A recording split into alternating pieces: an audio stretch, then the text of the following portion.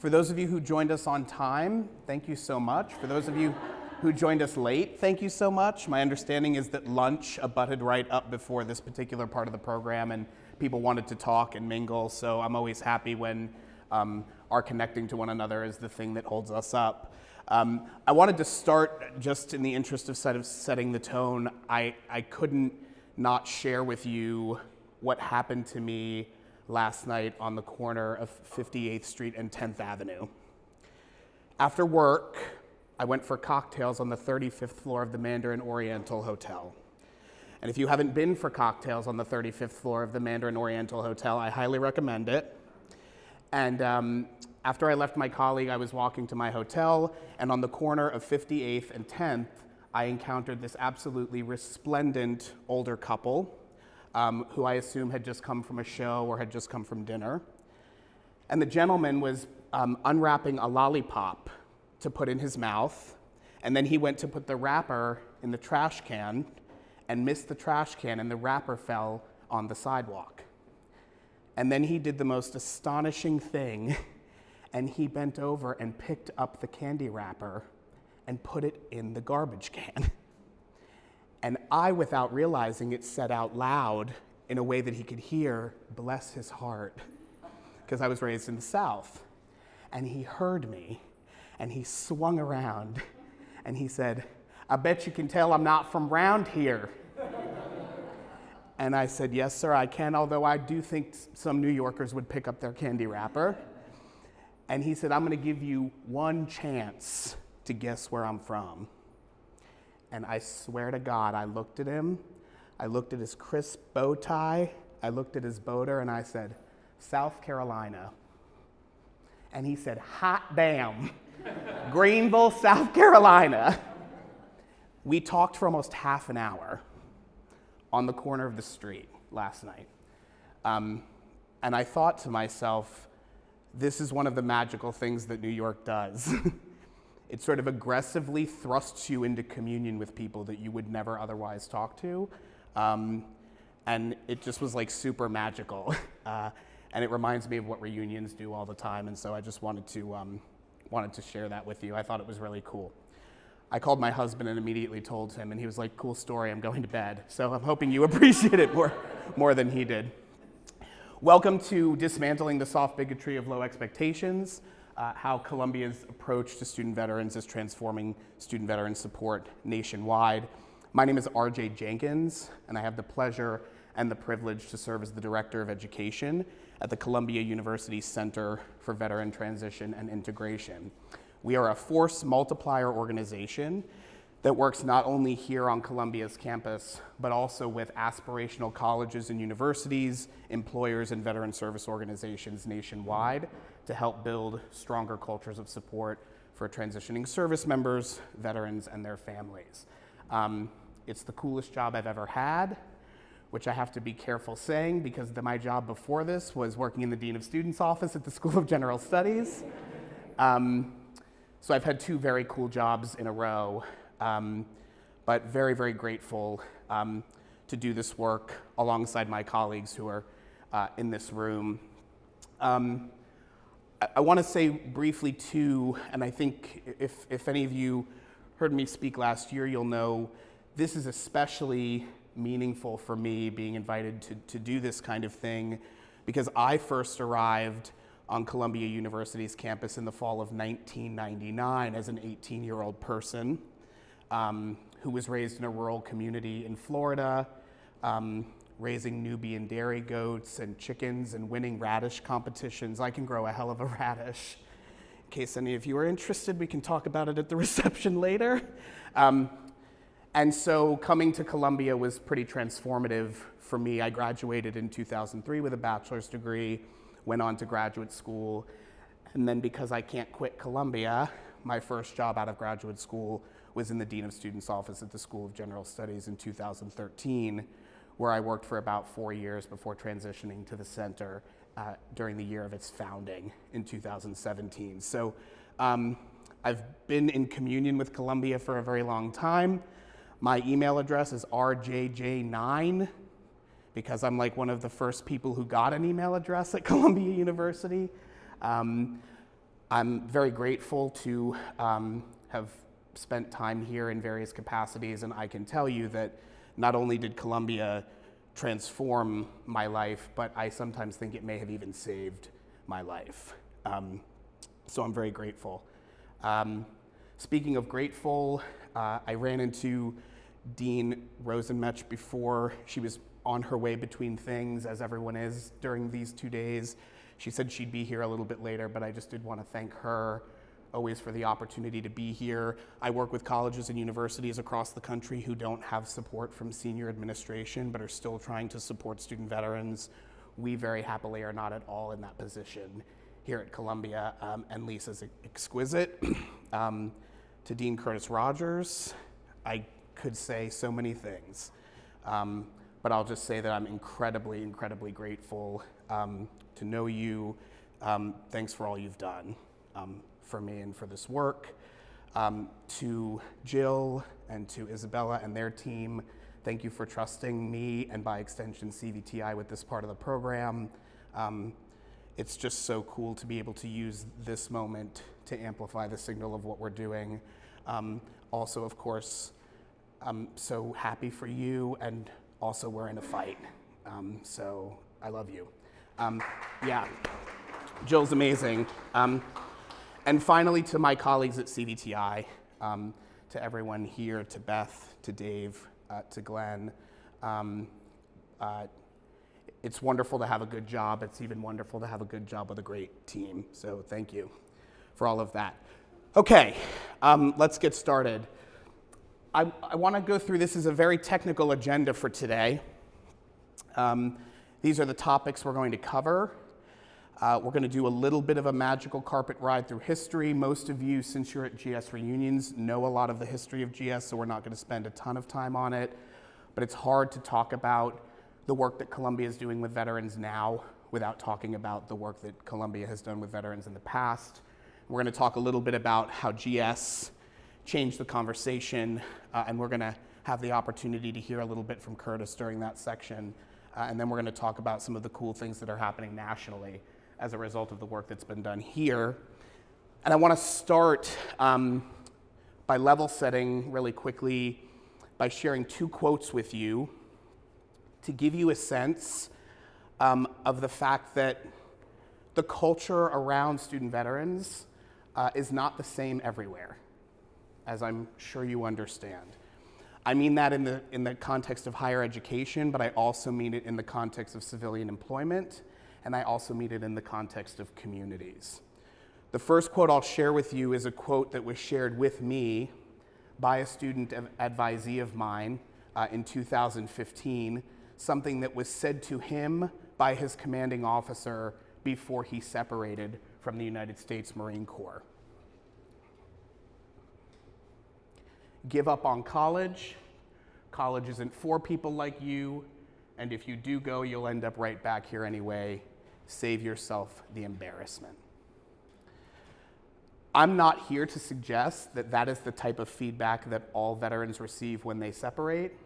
I'm not even here to suggest that it's the feedback that most veterans receive. But I can tell you not an insignificant number of my students and not an insignificant number of the student veterans I work with across the country have received some version of this warning in the process of leaving the military, exiting service, and entering the civilian world. We could talk for a long time about the perverse incentives that the United States Armed Forces has to keep talent where it is. And one of the unfortunate ways that you can keep talent is to discourage it from finding other opportunities. So this is one fact of life that I'd like to just put our arms around as we start the conversation. The second quote is a quote that was shared with me by a veteran serving professional from a colleague institution sent to them by a member of the faculty.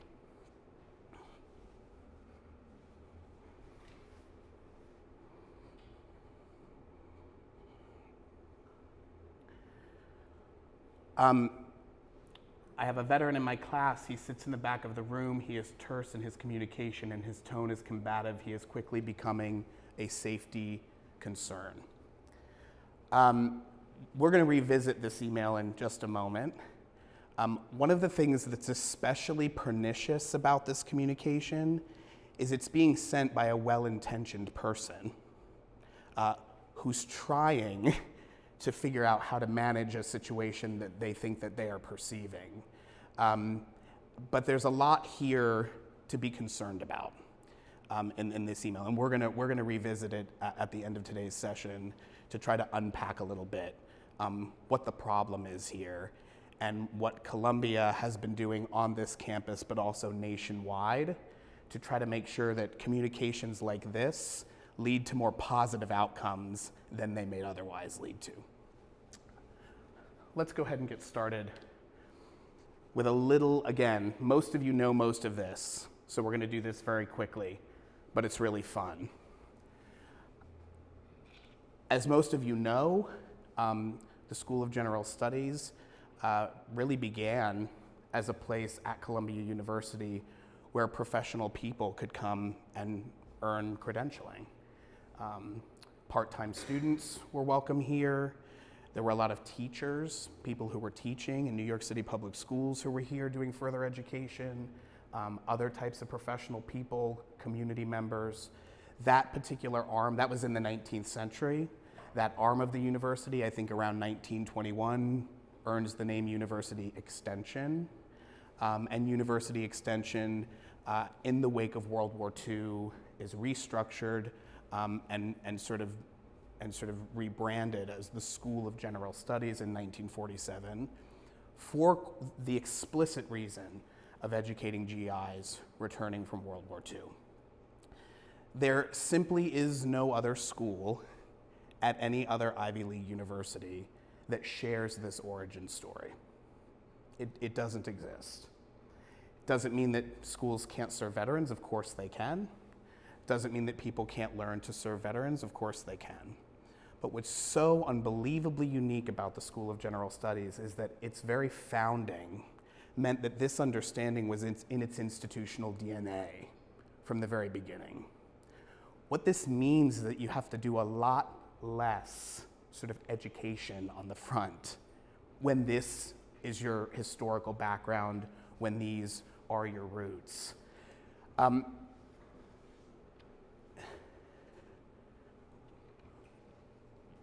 Most of you are probably not familiar with veteran critical theory. And we're in a moment where we're not super duper allowed to talk about veteran critical theory or critical theory in general. We'll talk about it here because we're hidden in Kent Hall. It has 11 tenets, and you should look it up because it's really wonderful. And the gentleman who created it, Glenn Phillips, is very, very smart. And its first tenet, the first of the 11 tenets of veteran critical theory, is that structures, policies, and processes privilege civilians over veterans. That is true in all spaces that were created with civilians in mind. Most colleges, most universities, most workplaces, most communities are built around non-veteran people. That makes sense. And so, structures, policies, and processes naturally and organically privilege civilians over veterans, but not in spaces that were built around veteran identity. They're very, very rare, and GS is one of them. So as Glenn Phillips wonderfully mentioned to me at a conference in Texas last year, GS is one of the very few examples where this tenet of veteran critical theory does not hold. Really kind of a cool thing, especially inside of the Ivy League framework that we're in. The post 9/11 GI Bill takes all of this potential and basically throws fertilizer on it, because now there are pathways for people to really utilize this particular benefit of service. Thousands of people are looking for educational opportunities. Institutions are now sort of, struggling to adapt, trying to make quick moves, trying to pivot. And GS is very, very well positioned in this moment and moved early and intentionally. And the way that they did that, and I'm just not sure how much attention this really gets, it's one of the first things I noticed when I came to GS, is the way that my student veterans would describe their admissions process sounded unlike anything I had ever heard in higher education. And it very quickly made me realize that this conversation about veteran outcomes at Columbia was starting long before they ever got here, which makes sense when you say it, but was not obvious in this moment. And so step one was really reimagining highly selective veteran admissions. And without embarrassing him, I think one of the real architects of that approach is sitting in the room. And I've asked Curtis if he could just add a little bit of color to this from a person who was really having these conversations on military bases and with higher education professionals at this moment when this landscape was changing. Very, very rare to be able to talk to the person who really made it happen, and he's in the room. Curtis, would you be willing to say a few things to us about what that experience was like? Sure, of course. Archie only told me about an hour ago that he wanted me to share this. So, I would have to go back a little bit earlier than that 2008 timeframe, the September, the post 9/11 GI Bill moment, which was transformative. It was the accelerant on a process that had started a number of years earlier. But they'll take you back to my role. I started as running admissions at GS in 2001, and actually right before September 11th.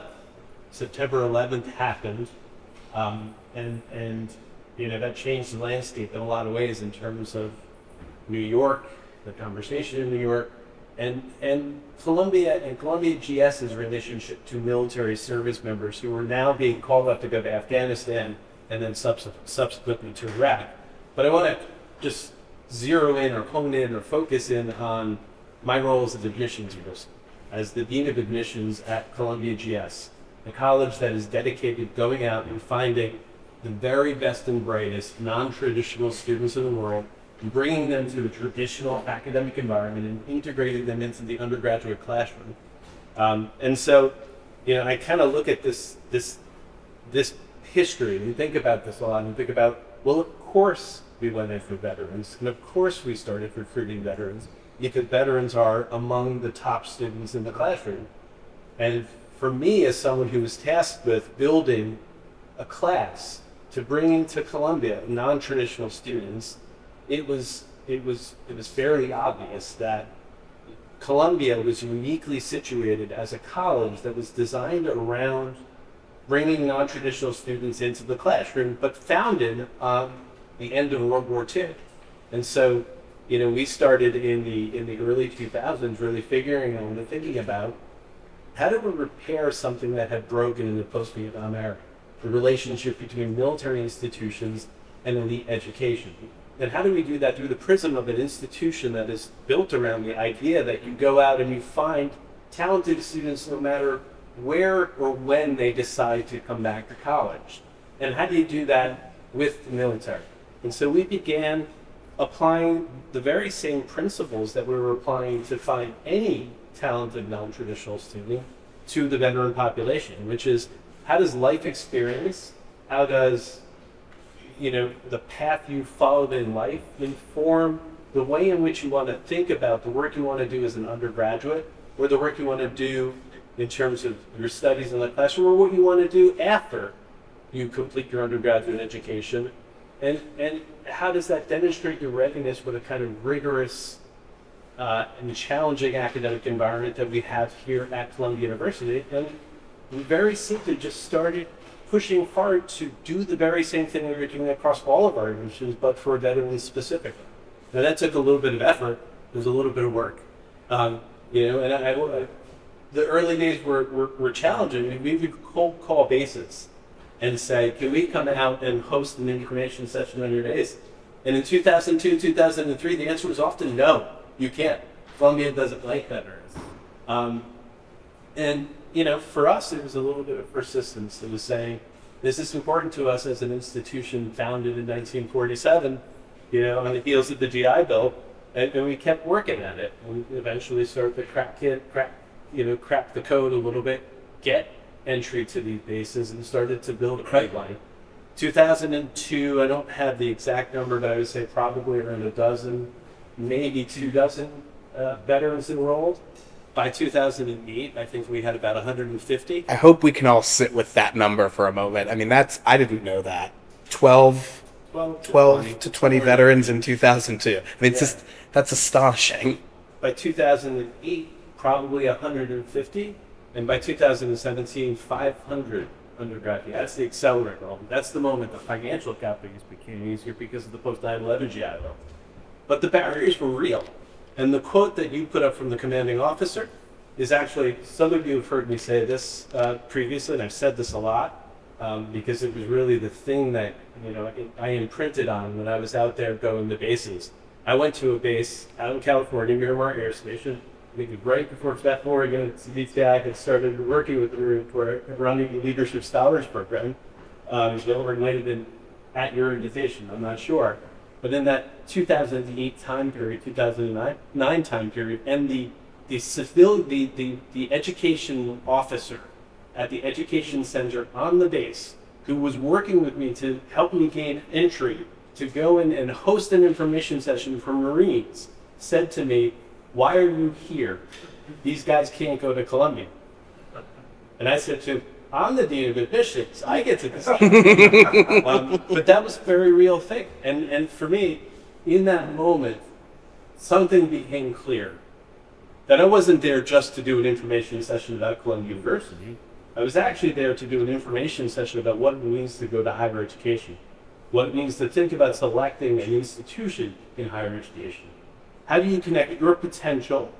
How do you connect your experience in the military and in the service?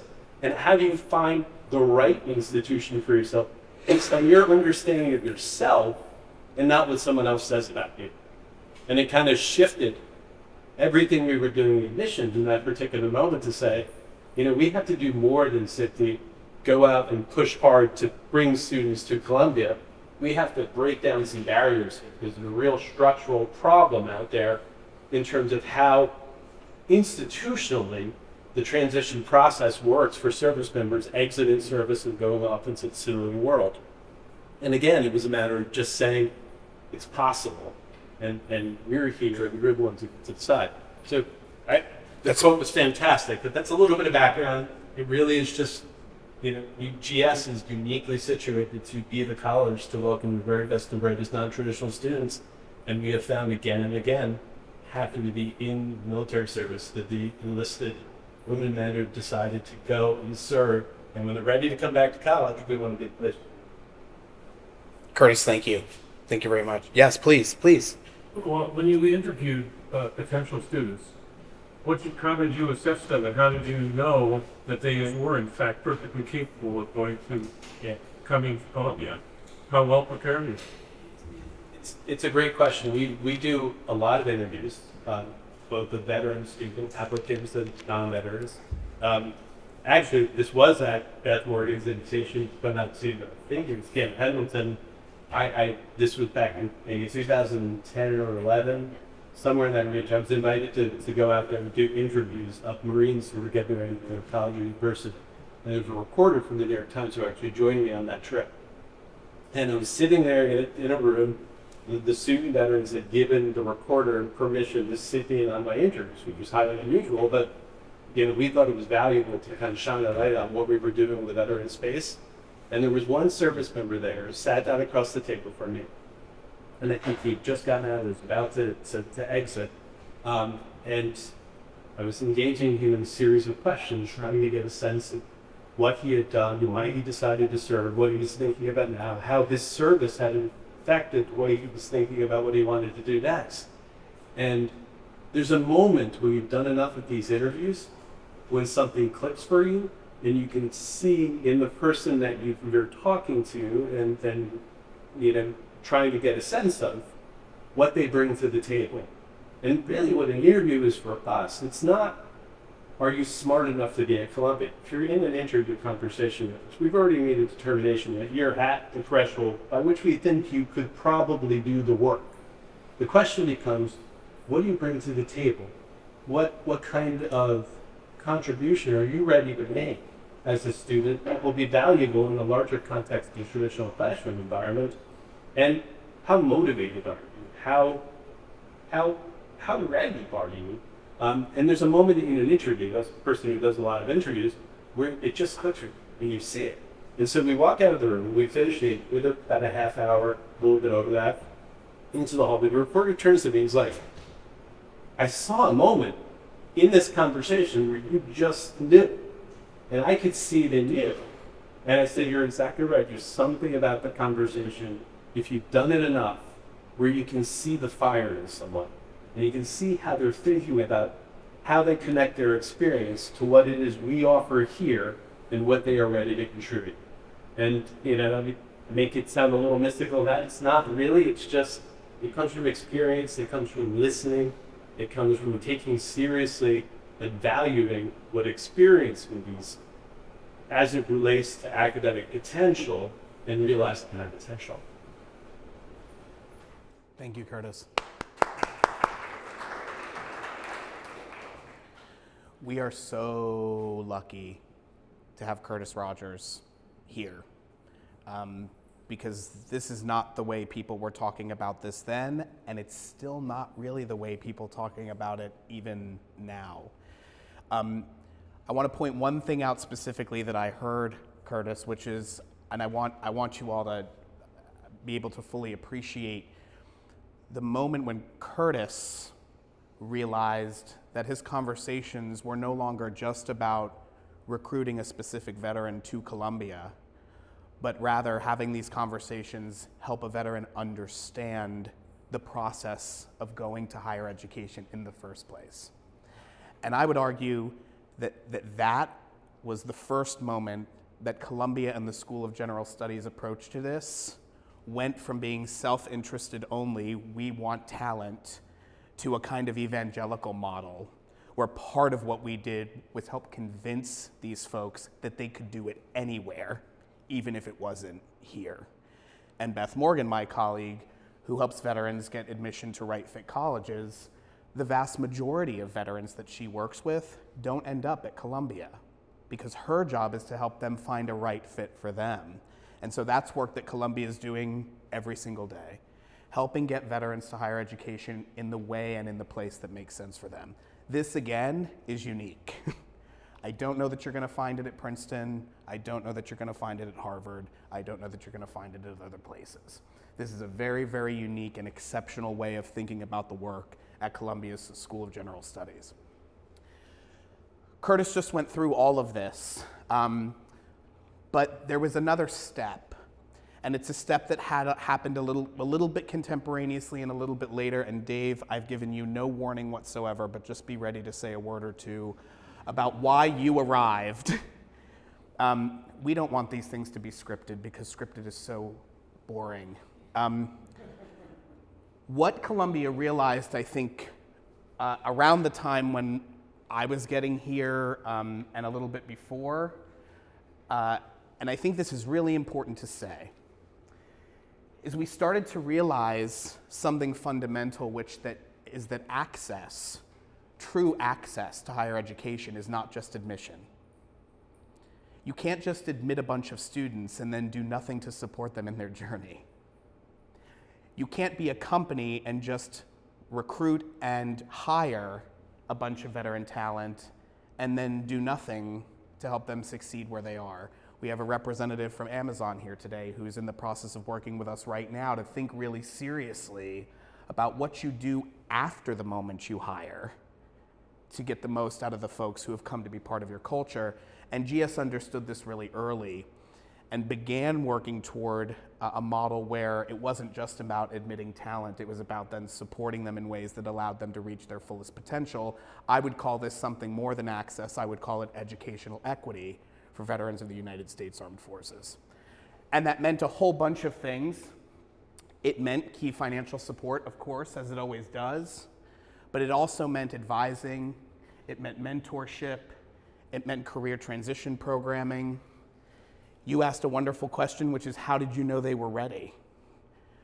I think Curtis and his team could mostly know they were ready, but you can never all the way know someone's ready. I came from a dairy goat farm. You think they knew I was ready? I got an okay score on my SAT. Spoiler alert, I wasn't ready. And those first 2 semesters were absolutely a brutal education in how to learn how to do this. And we decided at GS, maybe they don't need a brutal trial by fire. Maybe we can, from the very beginning, start to provide some tools to help them make the leap to college academics the way you have to make the leap from high school to college athletics. Big leap, right? You train over the summer to start college athletics. You need to train over the summer to start college academics. The other thing we realized is that we had this critical mass of veterans in this community, but community doesn't just happen. And then Dave Keefe popped up. I remember the day Dave Keefe popped up because we were like, who's this Dave Keefe guy? We were all in the academic advising office, and Peter and Curtis and Dave popped up, and that was, I believe, the first time that GS invested in a full-time staff member whose job it was to really work closely with the veteran community. And Dave, I was wondering if you could just say a brief word to us about what that experience was like, what you saw when you arrived, and maybe some of the things that you were able to bring to help build community at GS to move us beyond admissions to something like access or educational equity. Sure. On the cuff with no preparation. Yes, this is a surprise. So I'm Dave Keefe. I'm the Director of Community Engagement at CVTI, Center for Veterans Transition and Integration, colleague starts at RJ. I came to Columbia in 2015 through Peter On and Curtis Rodgers as the Senior Associate Dean for Veteran Initiatives. And my role was really to come in and try to figure out how to get student veterans at Columbia University more engaged as a community. The mill vets were already powerful. They were already doing a lot of good, great things out there. But it's how do we help work with the student veterans and mill vets? How do we work with student veterans that are not in mill vets? How do we help get more student veterans involved in the community building process and community engagements at GS at the time in 2015?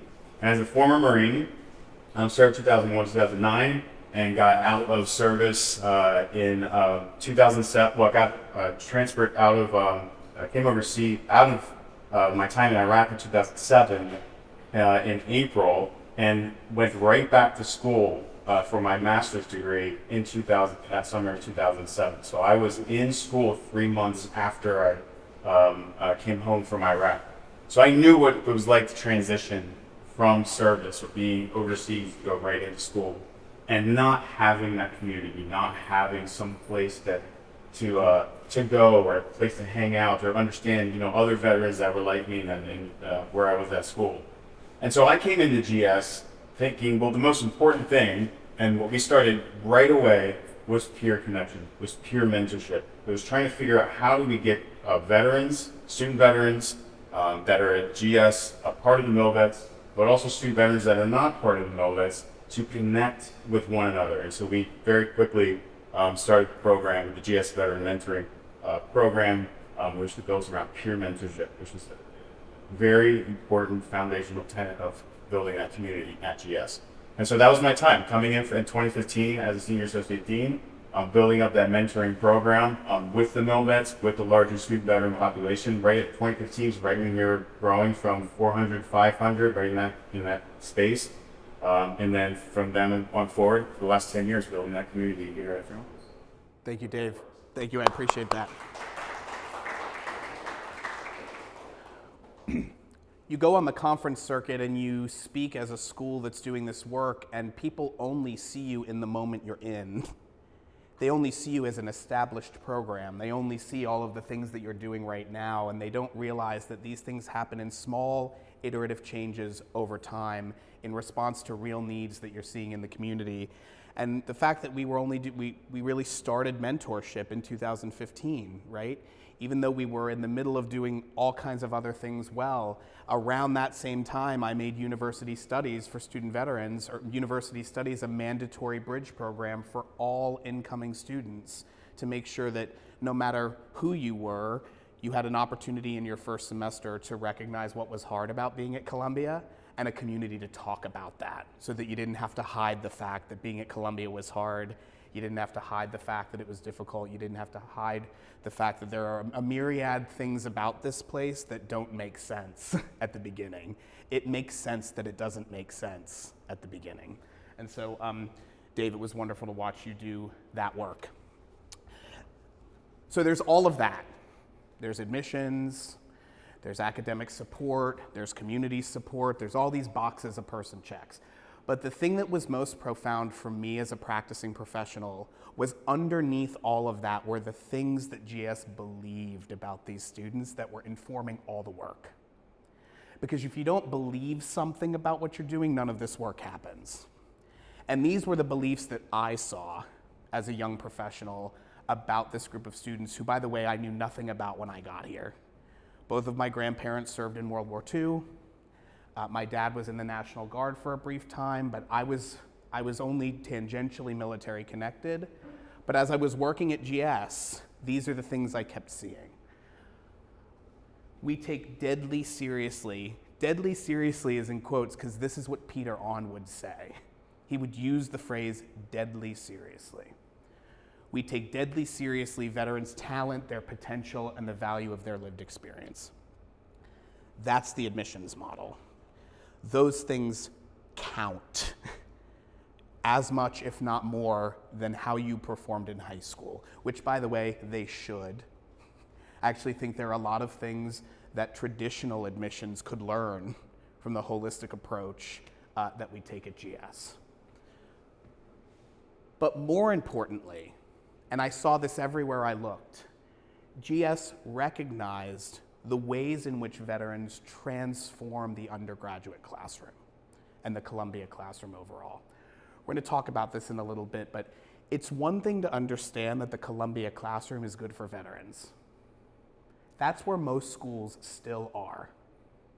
Our classrooms are good for veterans. Where Columbia is veterans are good for our classrooms. And that shift is a subtle shift that changes everything about how this work is done. The third belief was that we took very seriously the responsibility that we had to understand that in many cases, we were the place where veterans were learning how to be civilians again. We never misunderstood that fact. Where did you get your master's after service? Montclair State University. Montclair State University became the literal incubator for Dave coming out of Iraq and coming out of service and learning how to do this again.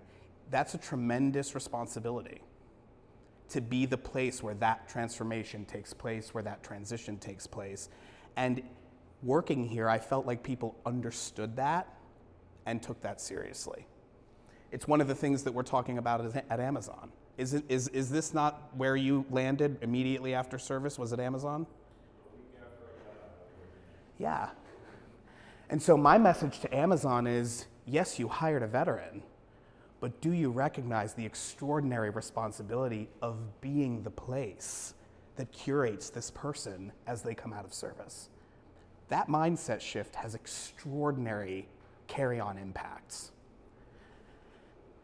And the final belief, and where CVTI happened, is feeling very compelled in 2015, 16, and 17 to say, we've sort of reached the limit of the number of veterans we can serve on Columbia's campus. I don't know if you've noticed, there's not a lot of room here for human beings. We're kind of tapped out. And so what else could we do to sort of change the conversation? And that's where CVTI came into existence. And I could call Curtis up again, I'm not going to, but Curtis saw firsthand the idea on the back of a napkin become a national center of excellence under the initial sort of curation of Dean On and the continued support of Dean Rosenmetch. It's nice to see you, Dean Rosenmetch.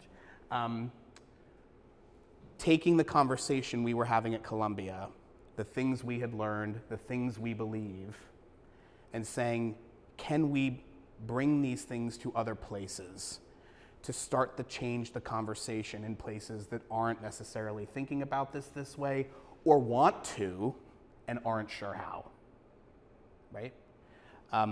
And that's the work that we're in the process of being able to do. We're now almost 10 years old. We were founded in 2017, and next year we're going to be celebrating our 10th anniversary. And at the risk of being a little self-aggrandizing, some of the ways that we are talking about this work have really caught on in the national conversation. We've worked with over 600 organizations over the last 10 years, aspirational colleges and universities, workplaces, veteran service organizations, 30 to 40,000 individual veterans, right, across a variety of platforms, media engagements, and other things. And we're doing all kinds of cool stuff. We're doing academic skills building workshops, and we're doing career transition programming, and we're doing capacity development on college and university campuses. But the biggest thing, I think, the biggest impact we're having that I want to share with you to round out these remarks is the things we believe and how the things we believe are changing the conversation. The things that GS believed changed me as a professional, but they also informed the things that CVTI believes. And we're having some pretty extraordinary conversations across the country, and I want to share with you a couple of those things. This is the section on how Columbia's way of thinking about this work is changing the United States' way of thinking about this work. And the first is this. At CVTI, we are a little bit over the phrase veteran friendly. I'm not sure if you know, but you can use the phrase veterans friendly to describe yourself without actually doing anything veteran friendly at all. There are very limited metrics, structures around how people are allowed to utilize this phraseology in the context of admissions, in the context of recruiting, in the context of marketing. But also, we've found that veteran-friendly maybe isn't the best paradigm, and we're looking for something a little closer to veteran empowering. And the way we think about that difference is here. I mentioned it briefly earlier. For us, veteran-friendly is a school saying, we are a good place for veterans. We strive to be a good place for veterans to go to school. Veterans will benefit as a result of us being here. I just want to be clear, by the way, those are good things. That's a good thing. We want places to say, we are good for vets. If you can't at least say that, then we have some other things we need to work on, right? Because, by the way, not everywhere is good for vets. So there's that evolution happening in certain places. But we think that's not the end of the conversation. Because at what point does your institution become a place where you say, we are enriched by our veterans also, right? Veterans make us a better place to go to school. Veterans are part of our success formula. I refer to this to people that I work with as sort of the secret sauce kind of idea, right? I was an undergraduate at Columbia, as I've already told you, and my experience in the Columbia undergraduate classroom was absolutely transformed by an 18-year-old person reading the Iliad in lit hum and having a person who was older and wiser and more experienced than me also say things about that book. That is not something I could have experienced almost anywhere else in the nation. Our second belief that we're evangelizing is the role that individuals and institutions play in veteran integration. You'll notice our center is named the Center for Veteran Transition and Integration. These words are largely being used interchangeably out in the world. People say transition, people say integration, they don't really know exactly what they mean, what the difference is between them. And at Columbia, we have a very clear sense of the difference between these two things. We believe that they're distinct, and it's why both of them are in the name of our center. And really what we believe is that the responsibility of transitioning out of service and into the civilian world, is the responsibility of the veteran. But integration, the process of becoming part of the civilian world after service, belongs to civilians. It belongs to us. The dominant discourse, folks, out there is that the burden for transition and integration both belong to the veteran, and we do not believe that. We believe that on the integration side, our vets deserve a tremendous amount of help from us as civilians to welcome them back into this world. I studied the long novels of the British 19th century for a very long part of my life. And so I'm going to do a quick literature metaphor for you because it's the best way that I can describe what I'm talking about when I talk about integration being the responsibility of the civilian world. This is Frodo before Mount Doom. Okay, this is before we made the decision and we signed our name on the dotted line to go do something bigger than ourselves. And this is Frodo after deployment. And, you know, he's changed. He's changed. And my point to folks is, how is Frodo supposed to return to the Shire if the Shire is not prepared to receive him? And is it not the responsibility of the Shire to learn something about how to help integrate Frodo back into the community? It shouldn't be on him alone to both transition out and to integrate back in. And the Shire, of course, is just all of us. The Shire is colleges and universities. The Shire is our office. The Shire is the interviews that people take to get jobs. And so the argument I would make is that Frodo cannot return to the Shire unless we're prepared to accept him. And this is really where I talk about the civilian responsibility to do some of this. Now I'm going to take this literary metaphor and I'm going to make it painstakingly real for all of you. In another literary reference, we're going to do an activity called A Tale of Two Emails. Okay? Let's take a look. This is a favorite.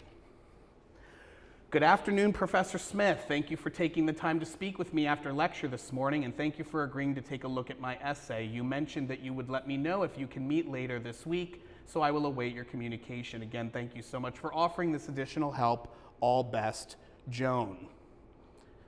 This feels like a normal email. We feel good about this email. This is the same email if Joan is a veteran.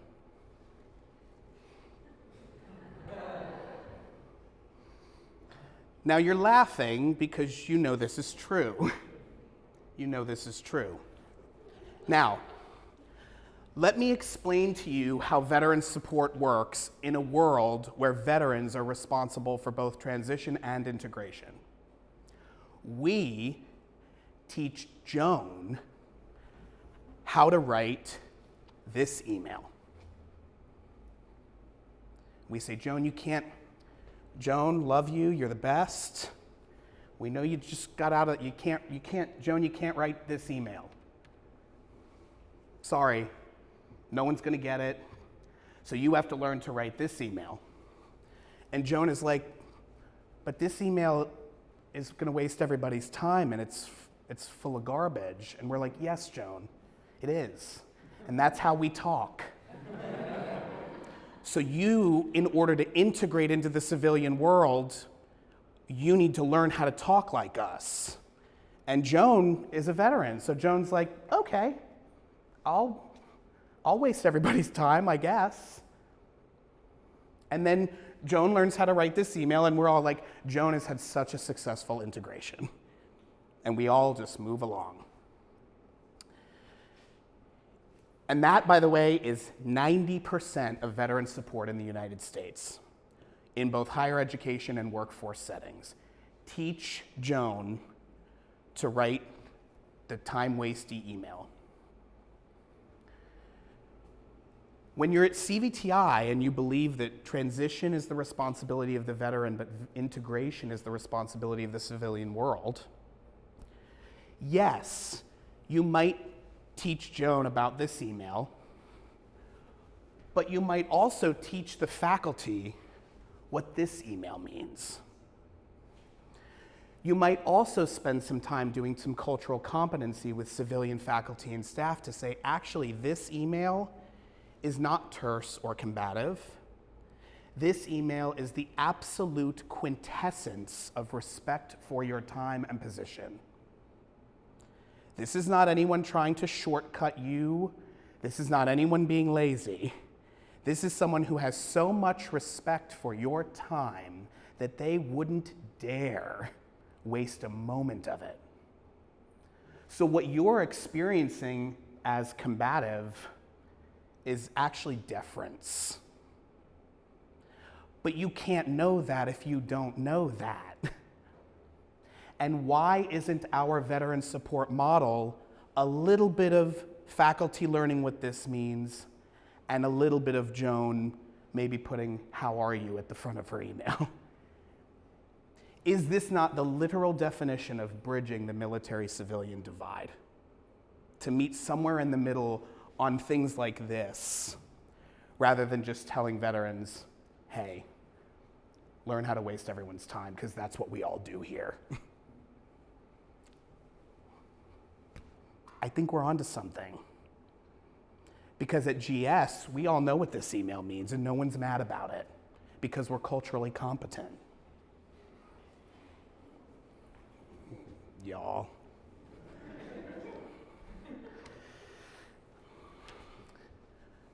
So here's our faculty email from a peer institution that we looked at earlier, and you can see here kind of what's at play. There's a lot at play here. And what I told that veteran serving professional who sent me this communication and said, what do I do? And I said, you invite that faculty member to lunch. Invite that faculty member. Well, first of all, is the student a jackass? Oh no, invite the faculty member to lunch. Because let's just not get it twisted, like everyone can misbehave. But in this particular case, what I suspected and what turned out to be true is that we were having a cultural misunderstanding rather than an actual safety concern.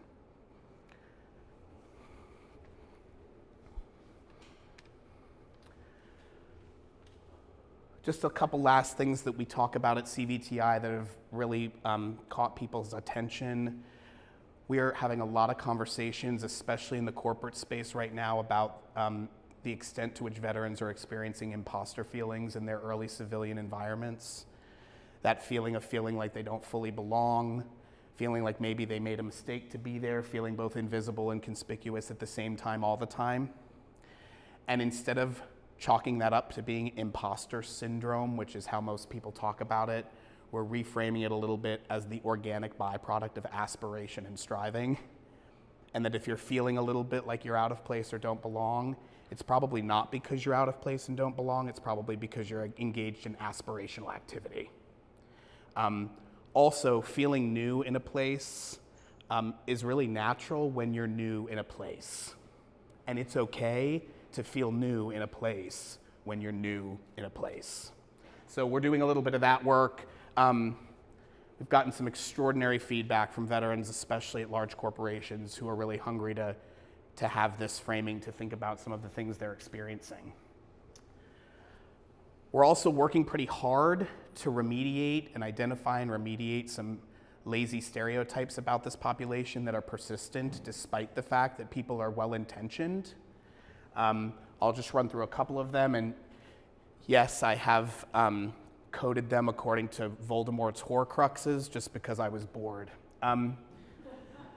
Lazy misconceptions such as veterans have PTSD and this makes them fragile and potentially dangerous. This is probably the number one lazy misconception that's circulating in the world, even in places where people want to pretend that they don't think this. It's affecting hiring decisions. It's affecting the way that they address their students in office hours. Just so we're all crystal clear, according to the best VA data we have, veterans of the United States Armed Forces experience post-traumatic stress at around a rate of 7 to 10%. depending, of course, on things like deployment status, their job in the military, etc. The rate of human beings who experience post-traumatic stress, somewhere around 5 to 6%.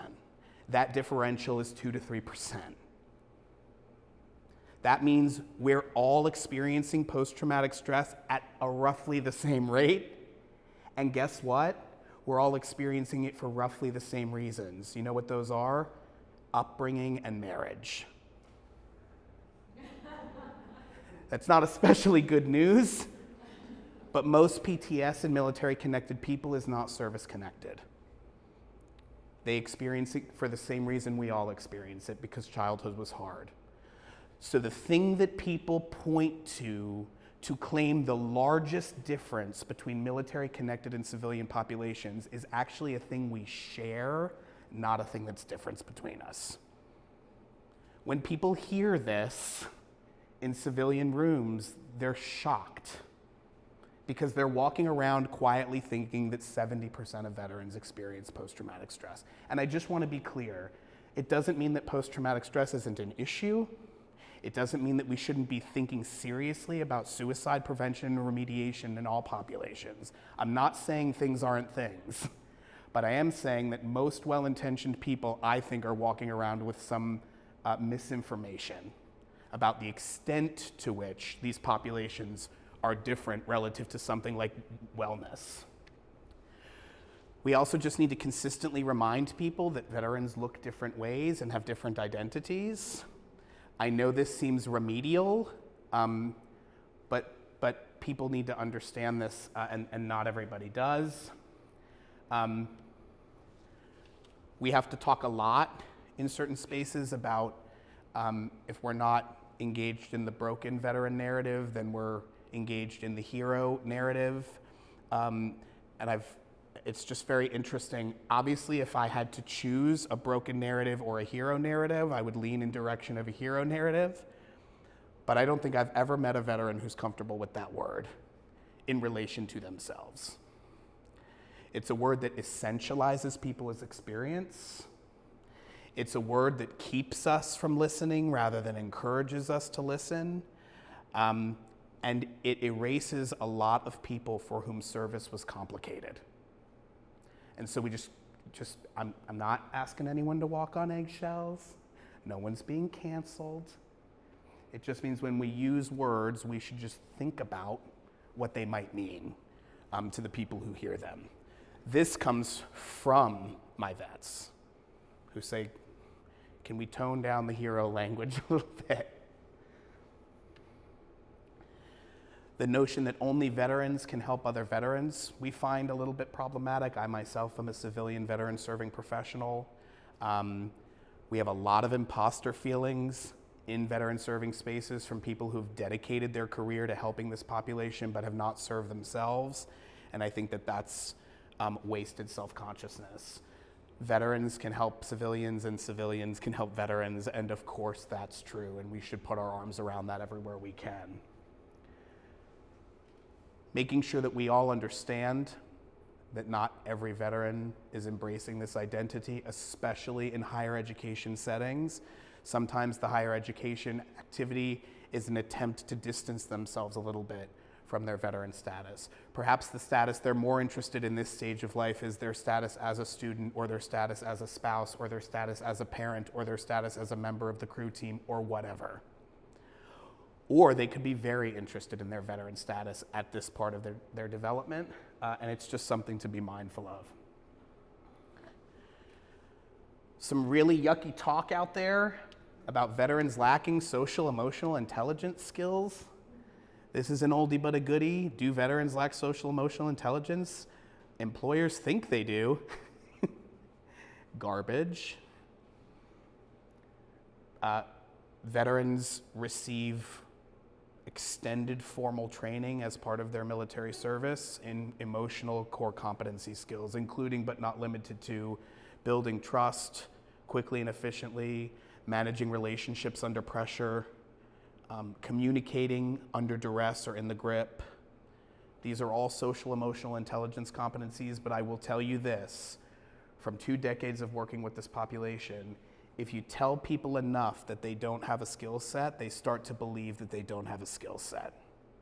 If you tell people enough that they're more suited to transactional rather than relational tasks, they start to believe that they're more suited to transactional rather than relational tasks. And if you tell people enough that they're probably better working with things than people, even though they just got done working with a whole lot of people, they start to think that they should probably just work with things. And by the way, it's okay to be a person who works with things and not people, but not because someone told you that that's true about you because of your veteran status. That is the wrong reason to feel that way about yourself.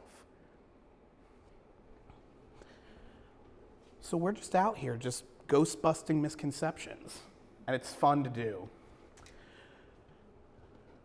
We've just got 2 more before we wrap up for questions, but I just find this very powerful. We taught it in university studies in the first semester of every GS student's journey at Columbia University.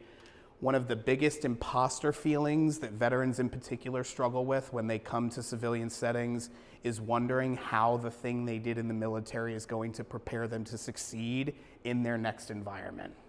How will fixing helicopters, how will locating bombs, how will fixing tanks, how will moving things from one place to another, how will forecasting the weather help me in college algebra? And it feels like a pretty reasonable question, and I think it is a reasonable question. And what I say to veterans, and what all of us at CVTI say, is veterans have by definition proven that they can learn how to do difficult things well under pressure that they did not already know how to do. They've proven it. They've proven they know how to do that. And that is the most transferable skill in the galaxy. And when you tell someone that they are already in possession of a powerful and transferable skill, it starts to change the mindset a little bit. To your point about how do they know they can do it, a lot of times when they come here, they don't know they can do it. And part of our job is to convince them that they can do it. That's true for all students, by the way. I'm not a military-connected person, but I'll tell you right now, my most powerful credential coming to Columbia was winning several goat milking competitions at the state level. Wasn't sure how it was going to help me in Lit Hum.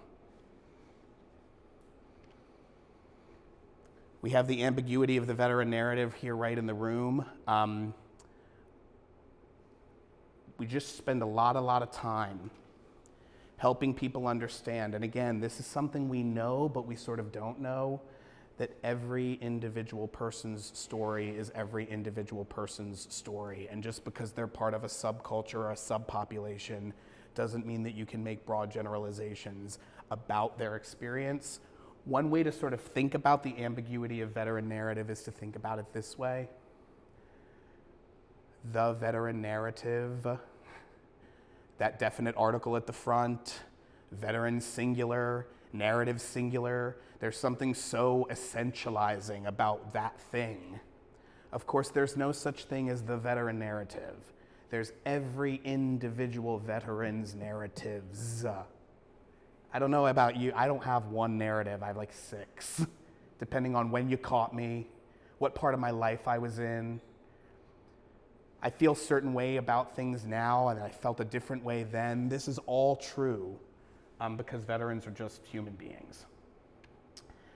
And finally, before we open up for some questions, God, this has been so fun, thank you. This is my job, guys, it's wild. One of the really cool value propositions of going to colleges, universities, and employers and saying to them, you should build more robust support for veterans, is that when you build more robust support for veterans, you are always already building more robust support for everybody, because veterans represent just about everybody. They are the most intrinsically diverse subculture you can imagine. And so when you build more robust support for those folks, you are also on accident building more robust support for every single person in your organization. I was challenged over drinks once at a conference to think of one thing you do for veterans that doesn't benefit the whole campus. And it's virtually impossible to do. And that's cool, because that means you can make an ROI, you can have an ROI discussion with people It's not just about doing the right thing because it's the right thing. It's also a right thing that has follow-on effects that can be really powerful and transformative for an entire campus.